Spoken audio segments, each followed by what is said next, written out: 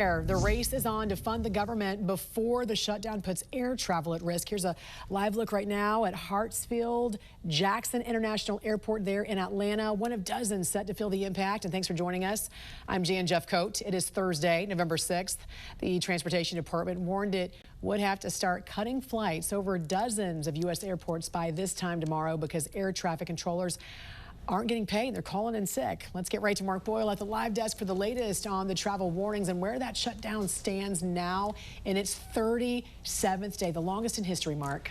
In terms of the shutdown, it is in the same exact place as it was when you went to sleep last night. There's no real movement, and if things don't change by end of business today, when we wake up this time tomorrow in 24 hours, 10% of the flights that are in the air will not be there. So you take 100%, subtract 10. That's where things will be, thanks to the FAA saying they're doing it for safety. Transportation Secretary Sean Duffy made this announcement, and he said that it's going to affect the nation's airports like Atlanta. To Washington Reagan, here to my left as we get a live look this morning. All of this stems from the strain being put on air traffic controllers. Many of them are calling out. They're not going in and refusing to work without pay.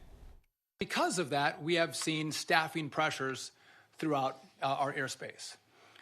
Those who travel will see that we've had more delays. We've had more cancellations. We do not want to see disruptions. And here's how this will work starting tomorrow. About 10% of flights will be cut at 40 airports nationwide. And we're going to see that cut affect thousands of flights starting in the morning. Right now, this map tells the story where those locations are. These are the airports that will see the effects, from Tampa and Orlando down in Florida, up and down the East Coast, D.C., New York, Chicago, Texas, California at the West Coast, Alaska, and even Hawaii will get on this as well.